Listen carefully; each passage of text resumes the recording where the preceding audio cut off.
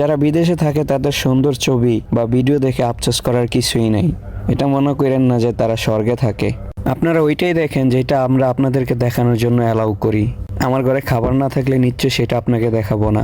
সারাদিন কাজ করার পর ক্ষুধা পেটে যখন বাসায় আসি, কোনো খাবার থাকে না, রান্না করার পর 2 ঘন্টা অপেক্ষা করতে হয় খাবারের জন্য। এই কষ্টটা শুধু তারাই বোঝে যারা বিদেশে থাকে। আর যারা দেশে প্রিন্সের জীবনটাকে রেখে বিদেশে আসে, বাস্তবতার সম্মুখীন হয়, তখন তারাই হারে হারে টের পায়। আর যারা বিদেশে থাকে তাদের যে কি কষ্ট, সারাদিন ঘরে বাইরে কাজ করতে হয়, এটা আপনাকে বোঝানো সম্ভব না। আপনি যতক্ষণ পর্যন্ত বিদেশ না আসবেন ততক্ষণ পর্যন্ত আপনাকে বোঝানো সম্ভব না। আর সারা সপ্তাহ আপনি ঘরে বাইরে কামলা দেওয়ার পর উইকেন্ডে যখন একদিন আপনি ঘুরতে যাবেন, ওই একটা ছবি বা একটা ভিডিও দেখার পরে মানুষ ভাবে, বাহ, উনি তো স্বর্গে আছে, অনেক সুখ, অনেক শান্তি, একটা প্রিন্সের জীবন। আসেন না ভাই, একবার আসেন বিদেশ, আসলেই বুঝবেন দুনিয়া তো সোজা না, বড় কঠিন।